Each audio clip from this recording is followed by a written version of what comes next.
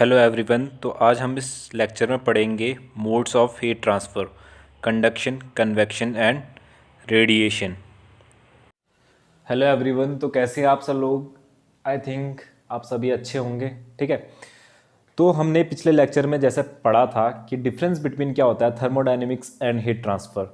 ठीक है, तो जब भी हम किसी फर्दर सब्जेक्ट को पढ़ते हैं तो हमें उसके पहले उसके बारे में बेसिक नॉलेज होना चाहिए कि अगर हम किसी चीज़ में कन्फ्यूज्ड हैं, ठीक है, तो उन दोनों के बीच में पहले हम अपना कन्फ्यूज़न दूर करें, उसके बाद हम उस सब्जेक्ट में फर्दर आगे बढ़ें। ठीक है, तो मैंने आपको पिछले लेक्चर में अपना बेसिक डिफरेंस बताया था थर्मोडायनेमिक्स एंड हीट ट्रांसफ़र के बीच में। ठीक है, तो जिसने वो वीडियो नहीं देखी है वो डिस्क्रिप्शन में जाके जो लिंक डाला है मैंने उससे उस वीडियो को देख सकता है। ठीक है, अब हम आज जो पढ़ेंगे हीट ट्रांसफ़र में वो ये है कि मोड्स ऑफ हीट ट्रांसफ़र क्या है, हीट ट्रांसफ़र किन किन मोड्स से या किन किन मोड्स के थ्रू हमारा हीट ट्रांसफ़र होता है। तो हमने पिछले लेक्चर में जैसे कि हमने बताया था कि हीट कैसे जनरेट होती है, हीट हमारी कैसे जनरेट होती है, हीट हमारी काइनेटिक मोशन से, काइनेटिक मोशन होता है जब पार्टिकल्स के बीच में तो हमारी हीट जनरेट होती है। और दूसरा case rate of heat transfer के लिए जो कि हमारा नंबर ऑफ फ्री इलेक्ट्रॉन्स है। ठीक है, नंबर ऑफ फ्री इलेक्ट्रॉन्स ज़्यादा होंगे तो हमारा रेट ऑफ हीट ट्रांसफ़र भी ज़्यादा होगा। तो ये दो चीज़ें हमें याद रखनी है बहुत। ठीक है, अपने दिमाग में बिठानी है, ये चीज़ें हमें याद रखनी है, क्योंकि अगर हमें बेसिक ज़्यादा अच्छे से पता होगा तो शायद हम आगे उस सब्जेक्ट को डीपली या विजुअलाइजेशन करके हम उस सब्जेक्ट को अच्छे से पढ़ सकते हैं। ठीक है, तो आज हम पढ़ेंगे मोड्स ऑफ हीट ट्रांसफ़र। ठीक है, मोड्स ऑफ हीट ट्रांसफ़र में जो हमारा पहला है वो है कंडक्शन। ठीक है, लाइन वाइज से हम जाएंगे, पहले कंडक्शन, फिर कन्वेक्शन एंड फिर थर्मल रेडिएशन। ठीक है, हम जिसको रेडिएशन भी बोलते हैं। ठीक है, थर्मल इसलिए बोलते हैं क्योंकि यहाँ पे हीट की बात कर रहे हैं। ठीक है, तो हीट को हम थर्मल से डिनोट करते हैं। ठीक है, तो पहला हमारा है कंडक्शन। ठीक है, कंडक्शन में क्या होता है, बच्चे बहुत कंफ्यूज रहते हैं कंडक्शन को लेके। ठीक है, बच्चे सोचते हैं कि कंडक्शन सर हमारा सिर्फ सॉलिड्स में होता है, बट ऐसा नहीं है। ठीक है, कंडक्शन सिर्फ सॉलिड्स में नहीं होता है, उसकी जो क्राइटेरिया है उसके बिहाइंड, उसका क्या क्राइटेरिया है, क्राइटेरिया ये है कि मीडियम सेम होना चाहिए। इट डजेंट मैटर दैट कि वो सॉलिड ही हो। ठीक है, सॉलिड्स में हमारा प्योर कंडक्शन की बात होती है, वो मैं अभी आपको बताता हूँ कैसे। ठीक है, तो हमारा मीडियम क्या होता है, सेम होना चाहिए। सेम मीन्स सॉलिड सॉलिड हो सकता है, लिक्विड लिक्विड हो सकता है, गैस गैस हो सकता है। ठीक है, तो हमारा मीडियम सेम होना चाहिए, क्योंकि जो कंडक्शन होता है उसमें जो मॉलिक्यूल्स होते हैं, एडजेसेंट मॉलिक्यूल्स होते हैं सेम मटेरियल के, तो ही हमारा कंडक्शन होता है। तो सेम मटेरियल की बात करें तो सेम मीडियम की बात करते हैं हम यहाँ पे। ठीक है, तो यहाँ पे हमारे जो मीडियम है ये नोट कर लीजिए, सेम मीडियम होना चाहिए, सॉलिड सॉलिड या गैस गैस या लिक्विड लिक्विड। ओके, अब प्योर कंडक्शन की अगर हम बात करें, ठीक है, तो प्योर कंडक्शन किस में होता है, सॉलिड्स में। ठीक है, सॉलिड्स में जिसमें मीडियम क्या हो, रेस्ट में हो। ठीक है, क्योंकि जब हम गैस या लिक्विड की बात करें, ठीक है, सॉरी, गैस या किसी भी लिक्विड की बात करें तो उस दौरान हमारा क्या होता है, जो पार्टिकल्स या मॉलिक्यूल्स या कोई कुछ भी हम बोले, ठीक है, तो क्या होते हैं, मोशन में रहते हैं, क्योंकि वो रैंडमली डिस्ट्रीब्यूट होते हैं। ठीक है, तो वहाँ पे हमको प्योर कंडक्शन देखने को नहीं मिलता है। हमारा प्योर कंडक्शन तो देखने को मिलेगा, हमारा क्या होता है, सॉलिड्स में देखने को मिलता है। ठीक है, तो मैंने आपको जैसे पिछले लेक्चर में बताया था कि जो टेम्परेचर जो हीट ट्रांसफ़र होता है वो उसका गवर्निंग लॉ क्या है, मेन गवर्निंग लॉ जो ये है कि हीट तभी ट्रांसफ़र होगी जब देयर इज टेम्परेचर डिफरेंस, जब वहाँ टेम्परेचर डिफरेंस होगा। सपोज हम ये कोई सॉलिड लेते हैं, प्योर कंडक्शन की बात कर रहे हैं हम यहाँ पे, आप कोई सॉलिड लेते हैं, ठीक है, सपोज हमने उसे हीट देना स्टार्ट किया है, ठीक है, वो T2 टेम्परेचर पे, और जो हीट हम दे रहे हैं सोर्स वो T1 टेम्परेचर पे, हमें पता है कि T1 is greater than T2। ठीक है, तो इसके कारण क्या होगा, हीट क्या होगा, एक और चीज़ मैंने आपको बताई थी कि हीट हमेशा हाई टेम्परेचर से लो टेम्परेचर में फ्लो करती है, तो हीट हमेशा T1 से T2 की तरफ फ्लो करेगी। तो जैसे जैसे हीट फ्लो करेगी तो T2 का भी टेम्परेचर क्या होगा, इंक्रीज होगा। ठीक है, इस हीट क्यों फ्लो कर रही है, टेम्परेचर डिफरेंस के कारण। तो धीरे धीरे ये क्या होगा, जो ये पोर्शन है सॉलिड मेटल या नॉन मेटल की बात करें हम, तो ये पोर्शन क्या होगा, हीटेड होना स्टार्ट कर देगा। ठीक है, तो धीरे धीरे हीट यहाँ से लोअर टेम्परेचर की तरफ मूव करेगी, तो ये हमारा कंडक्शन होता है। ठीक है, कंडक्शन मीन्स सेम पार्टिकल्स के बीच में, ठीक है, यहाँ पे एडजेसेंट पार्टिकल्स धीरे धीरे धीरे धीरे धीरे धीरे इस पोर्शन में हमारी क्या होगी, हीट जाना स्टार्ट हो जाएगी। तो ये तब तक जाएगी जब तक ये टेम्परेचर और यहाँ का टेम्परेचर सेम नहीं हो जाता। ठीक है, तो हमारी हीट क्या हो जाएगी, इस पार्टिकल से इस पार्टिकल में, फिर इस पार्टिकल से इस पार्टिकल में, इस पार्टिकल से इस पार्टिकल में। कैसे? क्योंकि ये हायर टेम्परेचर में आ जाएगा, फिर ये लो टेम्परेचर में आ जाएगा, फिर यहाँ से हाई से लो, फिर हाई से लो, तो इस तरीके से हमारी हीट फ्लो होनी स्टार्ट करेगी। ठीक है, अब बात करेंगे हम मेटल्स एंड नॉन मेटल्स की बात में। ठीक है, दोनों ही सॉलिड्स हैं। ठीक है, तो दोनों में प्योर कंडक्शन देखने को मिलता है, बट हमारा जो मेटल्स होता है, मेटल्स में हमारा ज़्यादा हीट ट्रांसफ़र होता है। ठीक है, ज़्यादा हीट ट्रांसफ़र में कंडक्शन ज़्यादा होता है। हमें पता है, हम किसी भी मेटल्स या किसी भी नॉन मेटल को ले तो हमें पता है कि मेटल्स में हमारा कंडक्शन ज़्यादा होता है। क्यों?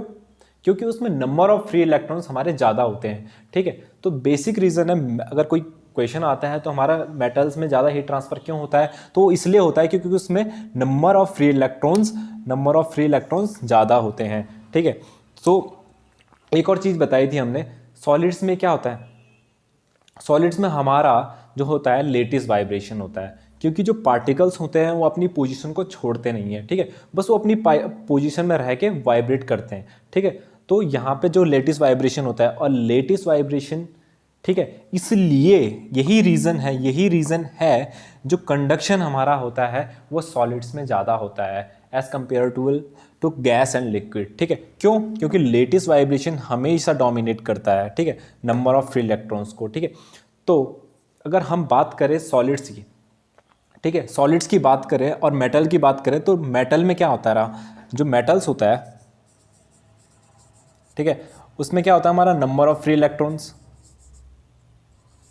ठीक है, एंड आल्सो क्या हमारा क्या होता है, लेटिस वाइब्रेशन।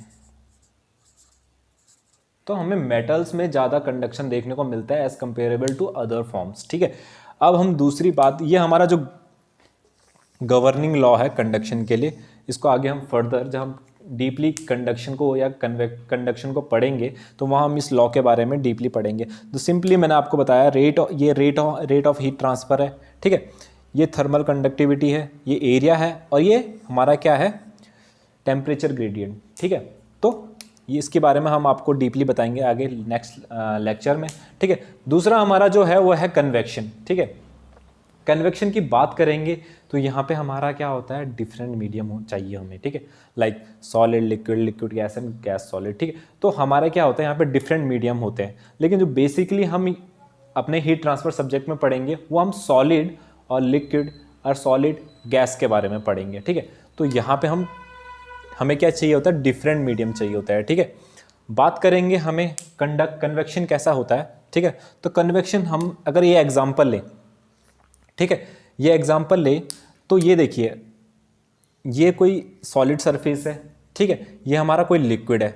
ओके, तो क्या होगा, जैसे हम यहाँ से T1 से सॉलिड को हीट देना स्टार्ट करेंगे तो पहले हमें जो देखने को मिलेगा इसके अंदर वो क्या होगा, ये वाला पोर्शन और इस वाले पोर्शन तक हमें पहले देखने को क्या मिलेगा, हमें कंडक्शन देखने को मिलेगा। ठीक है, बट जैसे ही ये मीडियम चेंज होगा, देखो ये सॉलिड है, सॉलिड से लिक्विड में जाएगा। ठीक है, हीट ट्रांसफर, क्योंकि लिक्विड का टेम्परेचर कम होगा और ये जो सॉलिड मेटल का, ठीक है, इसका टेम्परेचर हमारा हाई होगा, तो हमारा हीट यहाँ से यहाँ फ्लो करने की कोशिश करेगी। ठीक है, तो जैसी फ्लो होगी तो यहाँ पे हमको कन्वेक्शन को देखने को मिलेगा, इस बाउंड्री लेयर पे हमें क्या होगा, कन्वेक्शन देखने को मिलेगा। बट जैसे ही ये हीट इधर फ्लो करेगी, इस पार्टिकल या इसके जो क्लोजेस्ट पार्टिकल है उसको जैसी हीट मिलेगी, उसके बाद जब ये अपने से adjacent particles in the same medium या हीट ट्रांसफ़र करेगा तो वहाँ पे हमें क्या, कंडक्शन को देखने को मिलेगा। तो कन्वेक्शन एक ऐसा केस है जहाँ पे हमें कंडक्शन, ठीक है, कंडक्शन एंड कन्वेक्शन दोनों देखने को मिलते हैं। ठीक है, बट हम यहाँ पे कन्वेक्शन की बात कर रहे हैं तो हमें इस बाउंड्री लेयर पे हमें कन्वेक्शन देखने को मिलेगा, बाकी हमें क्या देखने को मिलेगा, कंडक्शन। बिकॉज लिक्विड, अगर लिक्विड की बात करें तो सेम मीडियम पे हमारी क्या हो रही है, हीट ट्रांसफ़र हो रही है।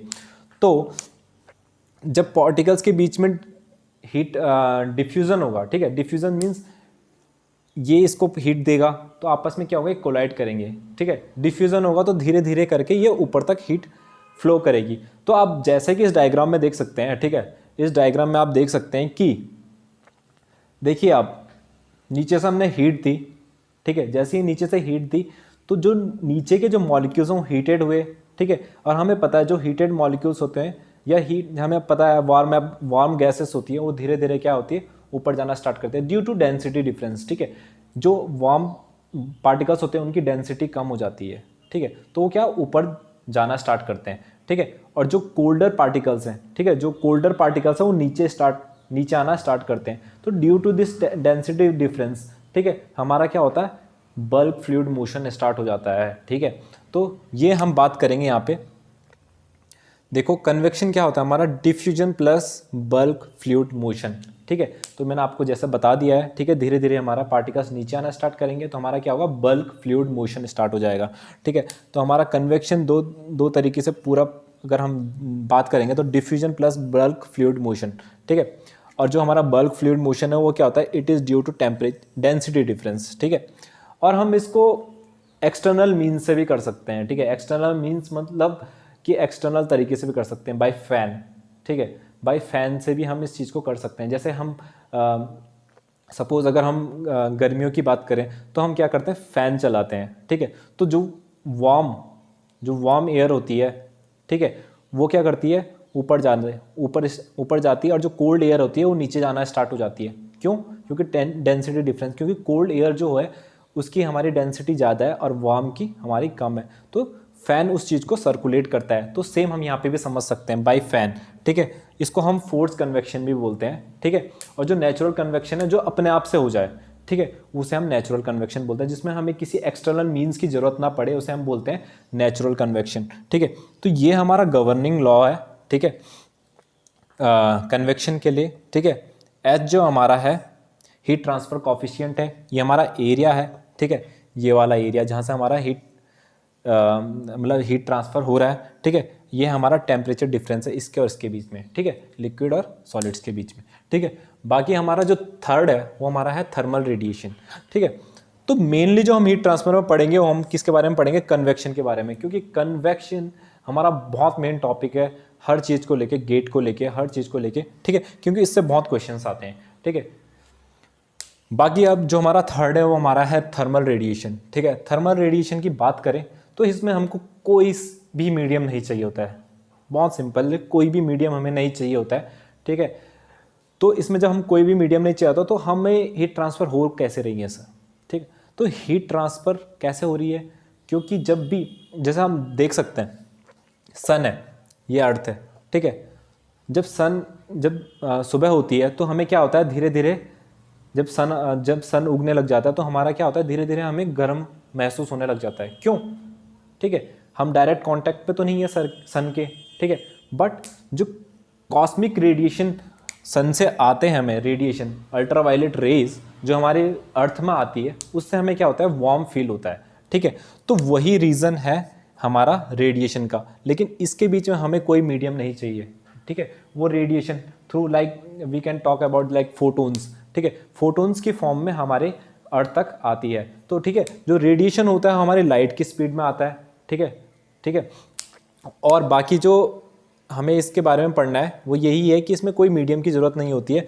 अगर इसमें हम बात करें, ठीक है, एमिसिव पावर, ठीक है, एमिसिव पावर की हम यहाँ पे बात करते हैं, ठीक है। तो जो रेट ऑफ हीट ट्रांसफ़र होता है वो हमारा एमिसिव पावर इनटू एरिया, ठीक है। एरिया, अगर एमिसिव पावर की बात करें, ठीक है, तो रियल बॉडी के लिए ये होता है, बट अगर हम ब्लैक बॉडी की बात करें तो उसमें जो एमिसिविटी होती है, ये हमारा एमिसिविटी को डिनोट करता है, ये हमारा इक्वल टू 1 हो जाती है, ठीक है। तो हमारा जो ब्लैक बॉडी के लिए है वो एमिसिव पावर का फॉर्मूला क्या है, ये 1 हो गया।